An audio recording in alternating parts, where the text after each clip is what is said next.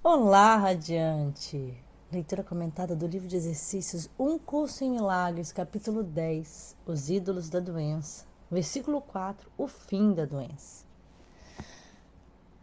Como é bom cada dia acordar e me sintonizar com esse livro, com essas mensagens, com o meu verdadeiro ser, com a cura, com o céu, com o amor universal e com vocês.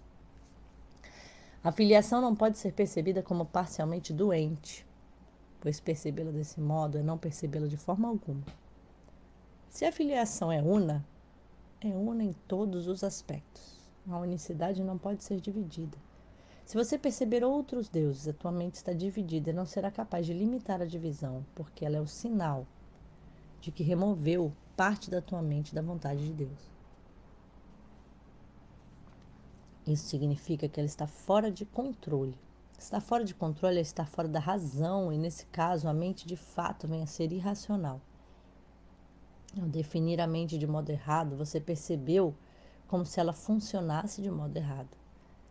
As leis de Deus manterão a tua mente em paz, porque a paz é a sua vontade e as suas leis estão estabelecidas para mantê-la.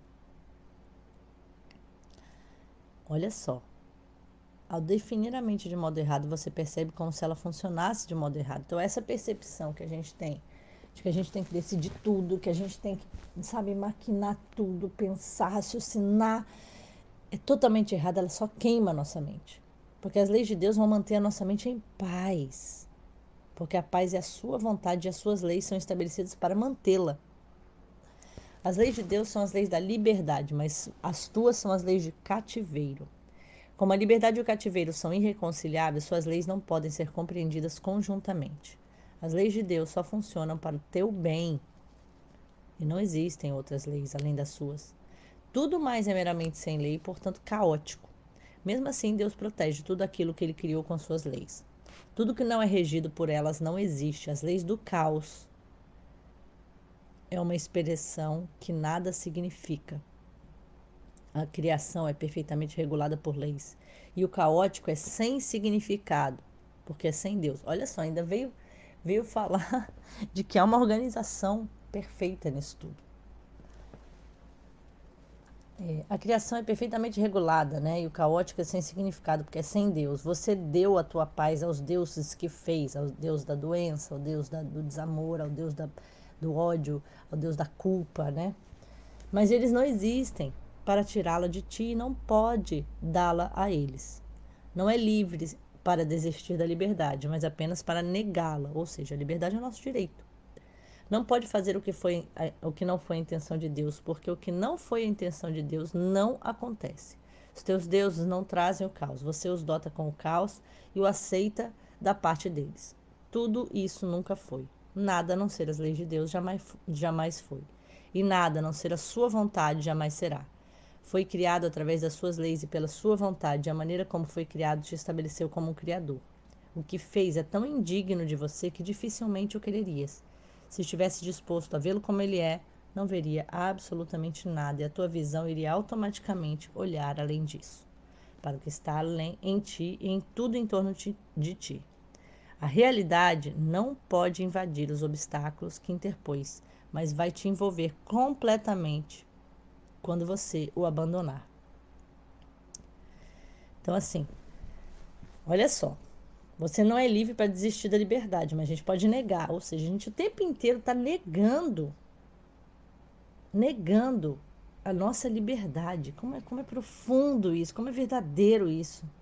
E a nossa visão vai automaticamente olhar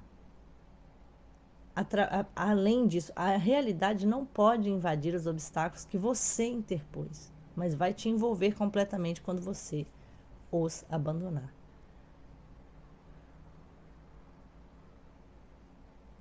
Nossa, é muito interessante como cada vez que a gente ouve faz muito sentido, né? Muito sentido. Vamos para as lições.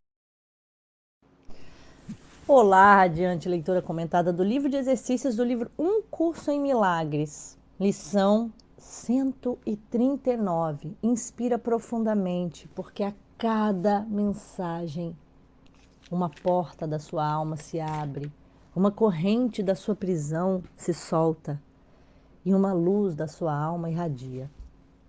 Inspira. Lição 139. Aceitarei a expiação para mim mesmo. Eis o fim da escolha. Porque a gente veio aqui de algumas lições aonde a gente fala das doenças que a gente cria. Depois nós falamos, abrindo aqui, quando sou curado, não sou curado sozinho. Depois a decisão do céu, que foi a 138. E a 139 fala do fim da escolha. Porque aqui vimos a decisão de nos aceitarmos tal como Deus nos criou. Porque essa parte é muito importante, porque quando a gente fala da decisão pelo céu, existem as projeções do que nós gostaríamos de ser, né? Que é mais aceitável pela sociedade, pela nossa mente não curada, pelos nossos medos, né? E de repente a gente fala, tá, mas essa aqui sou eu, essa é essa pessoa que só consegue, que tem esses dons, que tem esse chamado. Aqui vimos a decisão de nos aceitarmos tal como Deus nos criou. E o que a escolha é, senão a escolha, desculpa. E o que é a escolha, senão a incerteza do que somos? Não há nenhuma dúvida que não seja enraizada aqui. Não há nenhuma questão que não reflita essa única. Não há nenhum conflito que não acarrete essa única pergunta simples: o que sou eu? Porque quando a gente pergunta isso, né, nós estamos questionando nossa força e nossa habilidade. Mas quem poderia colocar essa questão a não ser aquele que recusou reconhecer a si mesmo? Só a recusa de aceitar a si mesmo poderia fazer a pergunta parecer sincera. A única coisa que qualquer coisa viva pode saber com toda certeza é o que ela é. A partir desse único ponto de certeza, ela olha para as outras coisas com tanta certeza quanto tem de si mesma. A incerteza a respeito do que não pode deixar de ser é um auto-engano numa escala tão vasta que a sua magnitude dificilmente pode ser concebida. Estar vivo e não reconhecer a si mesmo é acreditar que você está realmente morto. Pois o que é a vida senão ser o que é? E que outra coisa além de você pode estar viva no teu lugar? Quem é aquele que duvida? Do que ele duvida? A quem estará questionando? Quem pode lhe responder? Ele está apenas declarando que não é ele mesmo, e assim, sendo outra coisa, torna-se um questionador do que vem a ser essa outra coisa. No entanto, jamais poderia estar vivo se não soubesse a resposta.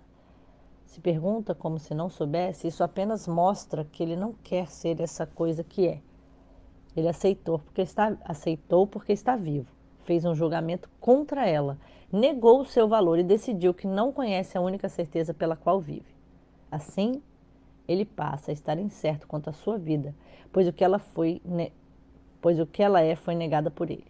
É por causa dessa negação que você precisa da expiação. A tua negação não faz nenhuma mudança no que é, não fez, mas dividiu a tua mente entre o que conhece e o que não conhece da verdade. Você é você mesmo, não há dúvida quanto a isso. No entanto, duvida, mas não pergunta que parte de você realmente pode estar duvidando de você mesmo. Na realidade, não pode ser uma parte de você que coloca essa questão, pois pergunta aquele que sabe a resposta. Se fosse parte de você, a certeza seria impossível. A expiação remedia a estranha ideia de que é possível duvidar de você mesmo e não ter certeza do que realmente é. Essa é a profundidade da loucura. No entanto, é a questão universal do mundo. O que isso pode significar senão que o mundo é louco? Por que compartilhar de sua loucura na triste crença de que o que é universal aqui é verdadeiro? Nada do que o mundo acredita é verdadeiro. É um lugar cujo propósito é o de ser um lar onde aqueles que declaram não se conhecer podem vir a perguntar o que são. E tornarão a vir até o momento em que a expiação for aceita e aprenderem que é impossível duvidar de si mesmos e não estar ciente do que são. A única coisa que pode ser pedida a você é a aceitação, pois há certeza quanto ao que você é. Isso é estabelecido para sempre na santa mente de Deus e na tua própria.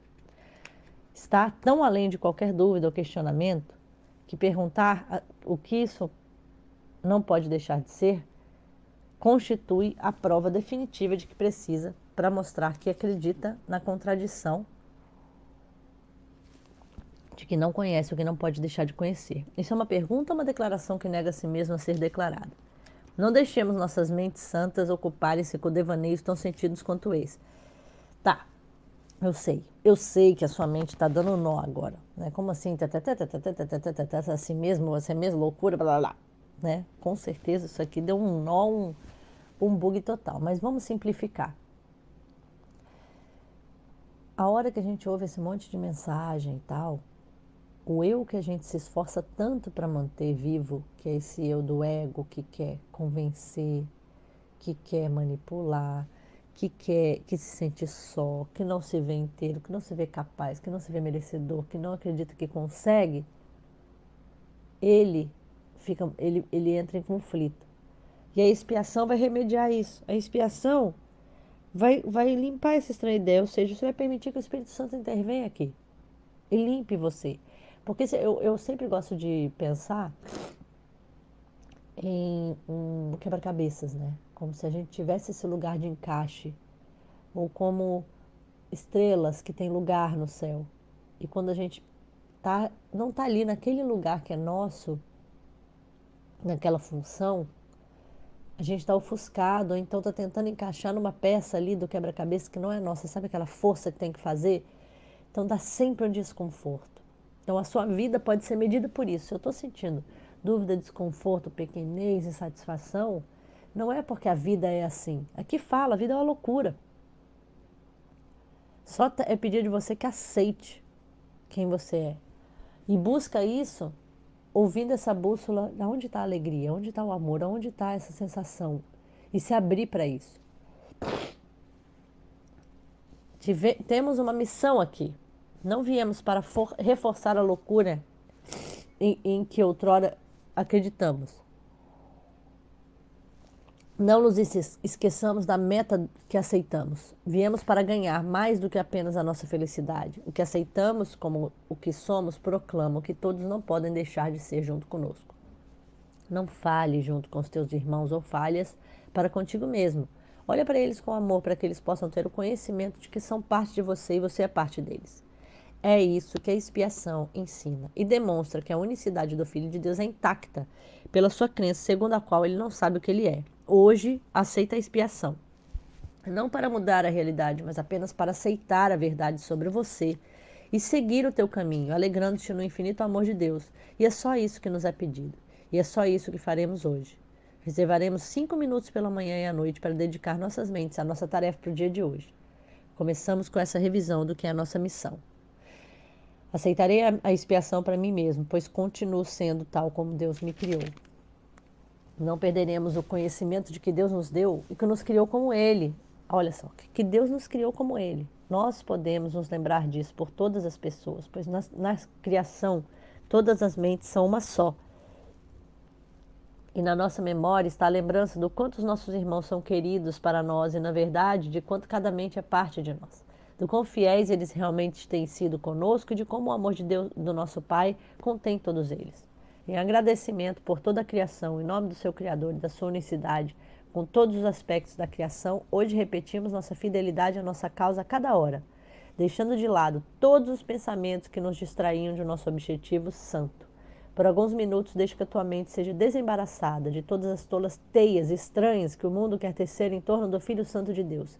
E aprende a natureza frágil das correntes, olha só, eu falei da corrente, que parecem manter o conhecimento de ti mesmo a parte da tua consciência ao dizer: aceitarei a expiação para mim mesmo, pois continuo sendo tal como Deus me criou.